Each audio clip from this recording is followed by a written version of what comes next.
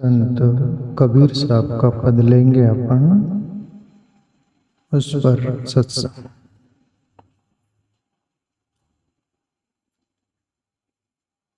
कब भजियो सतनाम। सतनाम यानी परमात्मा का नाम,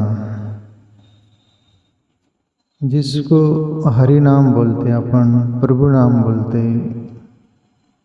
कबीर साहब सतनाम बोलते हैं। सतनाम का अर्थ होता है वो सत्य परब्रह्म परमात्मा का नाम।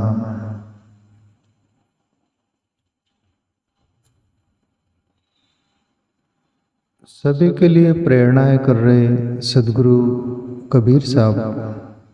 कब भजियो सतनाम, हे प्राणी हे मनुष्य, सत्य ईश्वर परमात्मा का नाम आप कब भजोगे।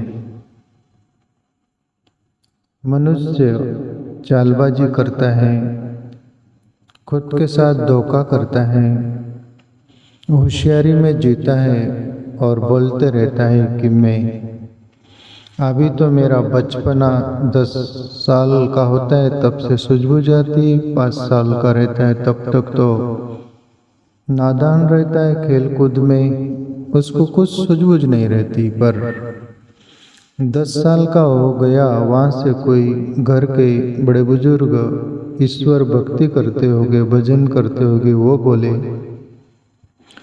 या कोई सदगुरु संत बोले कि ईश्वर का नाम लो, ध्यान करो, तो तब से चालबाजी शुरू करता है ये जीव। 10 साल का होता है तब से कि अभी तो हमारे दिन है कुछ कर गुजरने के, और क्या भगवत भजन लगाए, क्या भगवान नाम लगाए, क्या ध्यान लगाए, क्या आत्मचिंतन, ये क्या बकवास रखा लगा रखी है। जीने तो हमको ऐसा होशियारी करता है। और फिर जवान भी हो जाता है तब बोलो कि प्रभु भजन करो, ईश्वर का नाम लो, तब भी बोलता है अरे अभी तो जवानी है, उसमें कुछ करना है, कुछ करके बताना है। जवान हो गया फिर बुढ़ापे की ओर अग्रसर जीवन होता है। फिर बुढ़ापे में भी कोई संत बोलते कि सतनाम जपो, हरि नाम जपो, परमात्मा का नाम जपो, भक्ति करो, ध्यान करो, स्मरण करो, सुमरण करो। नहीं, जवानी में तो बस दीवाना हो जाना है। राजस्थानी भजन का जो एक पंक्ति में बार बार बोलता हूँ, जवान हुयो तब शादी किनी आड़ी फिरगी भाण, रस कस निकल गाल बेडगा, मिडगी सारी ताण, पंचड़ा लाल सुतो कहिया चादर ताण। कोई सदगुरु संत बोले कि जवान हुआ तब शादी की नियाड़ी फिर की बाण कुछ सूझता नहीं, केवल काम वासना के अलावा। जीवन में रस था वो भी निकल गया, सब कस भी निकल गया, गाल अंदर बैठ गया, आग भी अंदर चल गई, खोखा हो गया, बुढ़ापे की ओर जीवन अग्रसर हो गया। बुढ़ापे में कोई सदगुरु संत बोलते भजो अभी, वो बोलते कि अभी भजने के दिन गए, हमारे ही नहीं देखा जाता, शरीर का संभाला नहीं जाता। क्या भगवत भजन भक्ति टाल देता है, होशियारी करता है। ऐसों के लिए सदगुरु कबीर साहब इशारा करते, कब भजी हो सतनाम, परमात्मा का नाम कब भजेगा बंदे। और जिसको सुने आ गया, समझ में आ गया, वो भजना शुरू कर दिया, उस सत्य के मार्ग पर चल पड़ा। ओ तो चतुर्माल चौगुणों की नो, ओ तो 4 चांद लग गए उसकी जिंदगी में, पर मूर्ख मूल गवाए, हरि भजन बिना बावरे हीरो सो जन्म गमाए। कबीर साहब आगे सदगुरु कबीर बोलते हैं, ओ मेरे मन, भजन में इस अंदाज में बोले सदगुरु कबीर, ओ मेरे मन कब खेल गवायो, जवानी में व्यापो काम, वृद्ध भयो तन कापन लाग्यो, लटकन लागी चाम, कब भजियो हरि नाम, कब भजियो सतनाम। सदगुरु कबीर बोले, हे बंदा, हे मनुष्य, हे प्राणी, चालवा छोड़। ओ मेरे मन, तू सबको धोखा देता है। मन कल पर ही टालते रहता है, मन बाद में ही बोलते रहता है। मन ईश्वर भक्ति भजन में, सत्कार्य में कभी भी टालते रहता है, नजरअंदाज करते रहता है। इसलिए प्यारे मित्रों, दगड़ू बापू सीधे सरल संत थे। मैं उनके सानिध्य में 5 वर्ष रहने को मिला। सीधी सादी भाषा बोलते थे, मिक्सरिंग भाषा बोलते थे। मन्नो कई नक्की नती, सत्कर्मा धड़ाका मारी देवानो, मन क्यारे दगा दई जाए, यानो कई नक्की नती, ऐसा करके बोलते थे कि मन के नाद में लगना नहीं, मन कभी भी धोखाधड़ी कर सकता है। सत्कर्म में धड़ाका मारी देवानो, फिर हारी भजन करो, सत्कार्य करो, कुछ भी करो, तुरंत करो, देर मत करो। ओ मेरे मन, कब खेल गवाए, बचपना था, खेल कूद में तेरा जीवन बीत गया। फिर आगे जीवन बढ़ा, जवानी में व्यापो काम व्यापा, काम के चुंगल में तू फंसा, काम में गुद गया और राम को भूल गया। जो कामवश हो जाएगा वो राम के तरफ नहीं चलेगा। गोस्वामी तुलसीदास जी कहे कि कबीर जी का है पता नहीं, जहाँ काम है ता राम नहीं, जहाँ राम ता नहीं काम। जिमी रवि रंजनी दोनों ठाम, ऐसा करके है वो। और बोल रही कि जहाँ काम है वहाँ राम नहीं, या तो काम में चित रहेगा या तो राम में रहेगा मन, दोनों तरफ नहीं चल सकता। जहाँ काम है ता राम नहीं, और जहाँ राम है ता नहीं काम। जिमी रवि रंजनी दोनों न रहे एक ठाम। रात और दिन एक साथ रह सकते हैं क्या? या तो दिन रहेगा या तो रात रहेंगी। ऐसे ही जहाँ काम होगा वह राम नहीं, जहाँ राम होगा वह काम नहीं।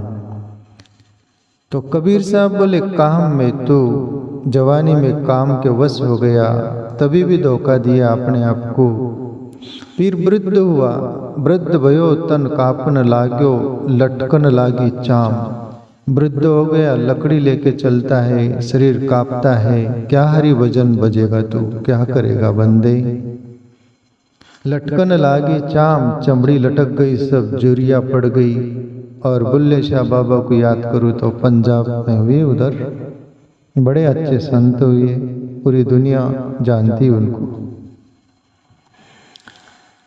बर शहर में बैठे थे तो 3 पनियारी जा रही थी पानी लेकर। एक लड़की थी छोटी, 5-7 साल की होगी, वो आगे थी, और बूढ़ी श्री जो थी वो पीछे थी, और जवान बीच में थी, और पानी लेकर जा रही थी। बुल्ले शाह बाबा तीनों को देखकर, लोग दुनिया भी बैठे थे बहुत सारे, उनके सामने ही बोले वो अपने अंदाज में, न आगली देना न पिछली देना, सतके जावा मजली देना। लोग दुनिया बुल्ले शाह बाबा तरफ देखे कि क्या हो गया बाबा, बुढ़ापे में सटिया गए लग रहे, आप संत हो, क्या बोल रहे हो। 3 पनियारी को देखकर, पीछे बूढ़ी है, ईश्वर से आप बोल रहे कि पीछे वाली भी नहीं चाहिए मेरे को, अगली भी नहीं चाहिए, वो छोटी बच्ची है। मजली देना, सदके जावा, जो जवान है बीच में जो चल रही वो मुझे देना, इसे बोल रहे हो। बोले आप। बुल्ले शाह बाबा मुस्कुराए, तुम जो हो वही भावार्थ निकालोगे, और मनुष्य जो रहता है वही भावार्थ निकालता है। उसका ही वो सोचता है और उसका ही मानता है। फिर दूसरा कोई बोल रहा उसके काबिल नहीं हो तो गड़बड़ हो गया। बुल्ले शाह बाबा बोले कि मैं मेरे अंदाज में बोल रहा हूँ, तुम तुम्हारे अंदाज में सोच रहे, तुम्हारी सोच तुम्हारी है, मेरी सोच मेरी है, पर तुम जो सोच रहे हो मैं नहीं सोच रहा। मैं परमात्मा से रब से बोल रहा हूँ, हे रब, हे परमात्मा, मुझे बचपना भी नहीं देना तुझे भजने के लिए। बचपने में अज्ञान में जीवन खो जाता है, वो भी काम का नहीं। पिछला यानी बुढ़ापा भी नहीं, वो भी तेरी भक्ति बंदगी आत्मचिंतन नहीं कर सकता। और बुढ़ापा भी नहीं चाहिए तुझे भजने के लिए। सत के जावा मजली देना, तू जवानी देना, मैं जवानी में तुझे भज लूंगा। कबीर साहब बोले, तू बचपन में भी धोखा दिया, जवानी में भी, बुढ़ापे में भी, और झुरिया गिर गई, चाम लटकने लग गई। कब भजियो राम, कब भजियो सतनाम, कब भजियो हरि नाम। पर प्यारे मित्रों, जब जागे तब प्रभात। चाहे जब से बचपन से सूझबूझ आ गई, तब भी तुम्हें समझ में आ गया परमात्मा की भक्ति, नाम, आत्मचिंतन, तब से लग जाना। जवान हो गए तब से सूझबूझ आ गई, समझ में आ गया, तब से लग जाना। बुढ़ापे में भी तुमको बाण लग गया कोई सदगुरु का, तब से भी लग जाना। जब जागे तब प्रभात। जैसे सुबह हम जागते 12 बजे भी जागे तो हमारे लिए सुबह 12 बजे ही है। ऐसा ही परमात्मा आत्मचिंतन में जब से भी जागे तब से प्रभात मानना और चल पड़ना। पहुंच जाओगे। क्यू में तो खड़े रह जाना, लाइन में तो खड़े रह जाना। कबीर साहब आगे बोले, लाठी टेक चलत मार्ग में, सयो चाहत नहीं धाम। कानन न सुनत नैनन नहीं सुझे, दात हुए बेकाम। कब भजियो सतनाम, कब भजियो हरिनाम, कब भजियो राम। कबीर साहब बोले कि लाठी टेक चलत मार्ग में, सयो न चाहत नहीं धाम। तेरा शरीर संभाले नहीं जाता, कापरा है, लकड़ी लेके चलता है। गई सब देह की ताकत। ब्रह्मानंद का पद है, हाथ में लकड़ी लेके चलता है, कमर कुबड़ी हो जाती, कान से सुने नहीं देता, सफेद छा जाती, ऐसी वाली बात हो जाती है। लाठी टेक चलत मार्ग में, सयो जात नहीं धाम। शरीर भी संभाले नहीं जाता, तब क्या भजेगा तू राम। कानन न सुनत, कान से सुनाई नहीं देता। नैनन नहीं सूझे, आँख से दिखाई नहीं देता। बहरे लोगों की हालत गंभीर हो जाती। कोई बोलेगा भी संत हरिनाम भज, तो वो बोलेगा, कुछ भी बोलेगा वो। तो तेरी हालत, तेरे शरीर एक एक पार्ट जवाब देंगे। वो जवाब दे जाए उसके पहले तो हरि बजले। कानन न सुनत नैनन नहीं सूझे, दांत हुए बेकाम। और दांत भी गिर जाते, पर हम तो होशियार है ना, नकली दांत बत्ती से बेटा गिलाते, एकदम सुपर दिखती है, चमकती है, पर ज्यादा कम हो जाए तो मुंह से नीचे गिर भी जाती है। आग कुछ हो गई तो दूसरी कुछ कर लेते, उला डाला, दांत का उला डाला कर लेते, कान नहीं सुना रहे, मशीन कुछ न कुछ कर लेता है तू, पर कितना भी कर। एक दिन राम नाम सत है, सदबिन गत नहीं, है सुनिश्चित है। उसके पहले सुमिर ले हरि भजले, जो भजे हरि को सदा, सोई परम पद पाएगा। जिन्होंने भी भजा वो पा लिया, और जो नहीं भजे वो रह गया ऐसे ही। कबीर साहब आगे बोले, घर की नारी विमुख हुई बेटी, पुत्र करत बदनाम।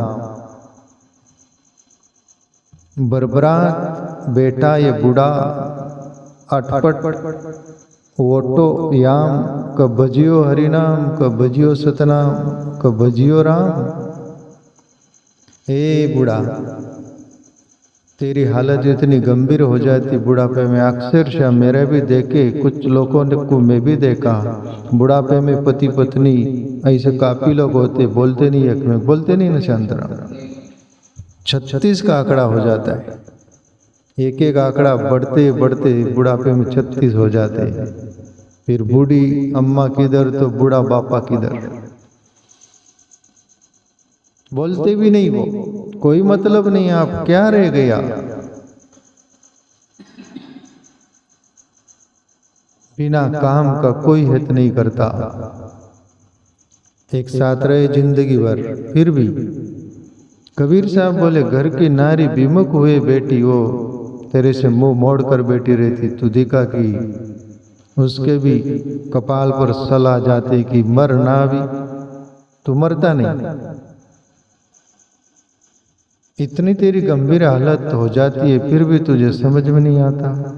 घर की नारी विमुख हुए बेटी, पुत्र कृत बदनाम। पुत्र भी बोलते, अरे मेरा पिताजी बड़बड़ करते रहता है, बक बक करते रहता है, कोई उसका दिमाग भी काम नहीं करता, क्या करना। पर बोलते नहीं वो कि मर जा जल्दी, वो अंदर से तो बोलते जल्दी उठा ले जाए इसको। वो बदनाम करते रहते लोगों में कि मेरा पिताजी से यार हम त्रस्त हो गए, परेशान हो गए, क्या करना। बुजुर्ग आश्रम किधर है, उधर छोड़ के आ जाए क्या, सलाहकार मिल गए छोड़ के आ जाते फिर तुमको। तभी भी नहीं समझता हूं, नहीं समझते हम। बरबरात बेटा, ये बूढ़ा बड़बड़ करते बैठे रहते कोने में। बूढ़े लोगों को अक्सर से रास्ते 3 बजे से नींद जग जाती, फिर नींद नहीं आती, वो एनर्जी शक्ति चली गई, सब खोखा हो गए, अंदर से एनर्जी सब चली जाती, फिर नींद नहीं आती। 3 बजे से ही वो सबको उठा दो, उठो दिन निकल गया, उठो दिन निकल गया, किसी को सोने नहीं देता। बड़बड़ तभी भी करते रहता है, और वो बूढ़ा दिमाग उसका पहले का सबको बोलता है कि मैं कहूँ ऐसा करो। कबीर साहब बोल रहे, बरबरात बेटा, ये बूढ़ा आटपट ओटो याम, आपका बजियो राम। 24 घंटे बोले तेरी हालत गंभीर रहती है, हे मनुष्य, कब तेरी समझ में आएंगी। समझ में ही नहीं आती उसकी। आगे कबीर साहब बोले, खटिया से भूमि पर कर देह, छूट गए धन धाम। कहत कबीर, कहाँ तक करी हो यम से पड़ी है काम, कब भजियो सतनाम, कब भजियो हरि नाम। संत कबीर बोलते कि खटिया से भूमि पर कर दे है, मरने को आपको, प्राण निकलने को आप तब है तब खटिया पर से, काट पर से उसको नीचे उतार देते कि आप तेरी लायकात खाट की नहीं है, तेरी लायकात आप जमीन की रह गई, जमीन पर उतार देते उसको। खटिया से भूमि पर कर दे है रख देते हैं, छूट गए धन धाम। और तेरा जिसके लिए तू किया था धन कमाने के लिए जिंदगी दांव पर लगा दिए, तो वो तेरा धन आज छूट रहा है। तो सोचा था कि धन मुझे सुख देगा, धन मुझे सब कुछ देगा, आज वो धन तेरा काम का नहीं, वो भी छूट रहा है। तेरा तन भी छूट जाएगा, तेरा धाम जो भी कुछ है सब छूट जाएगा। तो मुसाफिर था, मुसाफिर खाने में रुका हुआ था, तू क्या यहाँ पर मालिक बनकर बैठ गया था। जब तक संत महापुरुष बोलते रहे तब तक हम समझे नहीं, ख्याल में नहीं आया।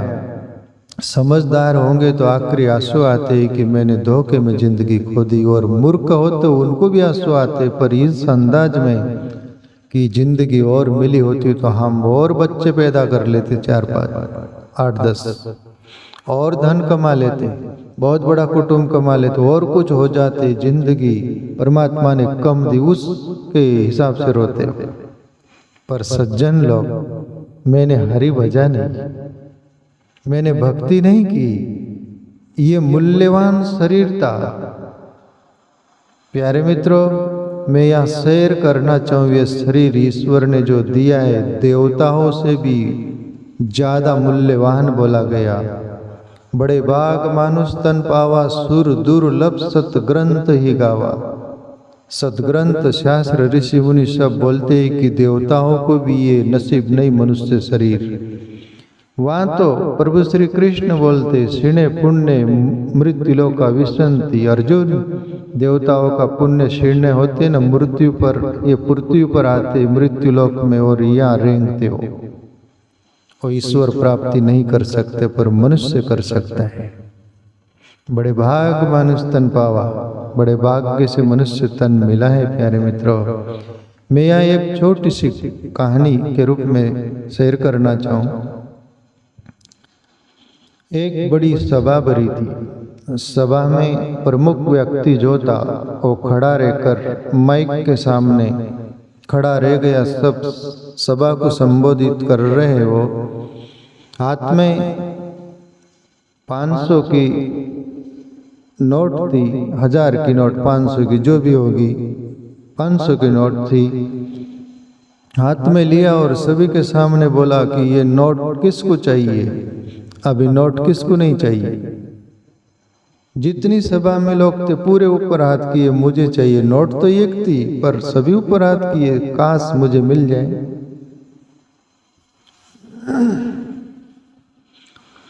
तब वो व्यक्ति बोला जिसके हाथ में नोट थी कि मैं कुछ, मुझे समय दो, ये नोट के साथ में कुछ क्रियाएं कर लूं।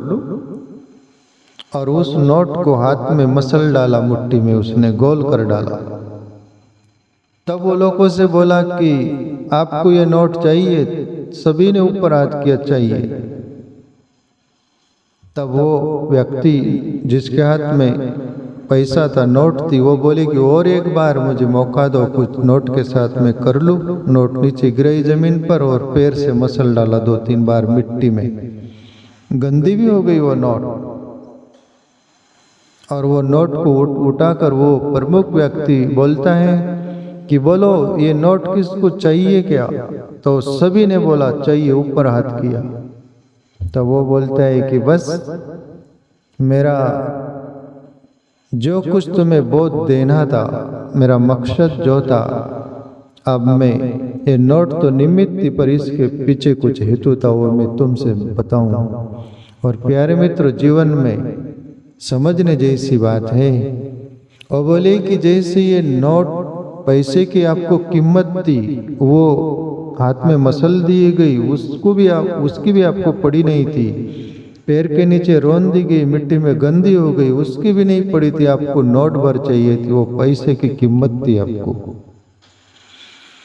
ऐसे ही परमात्मा ने ये जिंदगी हमको दी है। बोले तो इसमें परमात्मा को आप बच सकते हो, पुकार सकते हो, भक्ति कर सकते हो, आत्मचिंतन कर सकते हो। ये बहुत मूल्यवान शरीर है और इस शरीर के साथ जिंदगी में सुख दुख हानि लाभ जो भी कुछ होते सब आप सहन करते रहते हो। और इतना हो जाने के बावजूद भी आपको आपकी कदर रहती है, सब आप सहन कर लेते हो। ऐसा ही ये परमात्मा को पुकारने के लिए, भजने के लिए शरीर मिला है, इसको ऐसा ही मत खो देना, ऐसा उसकी बात मान लो। तो कबीर बोले, खटिया से भूमि पर कर दे छुटी गई धनधाम, कहत कबीर कहाँ तक करी हो, एम से पड़ी है काम कब बजियो सतनाम।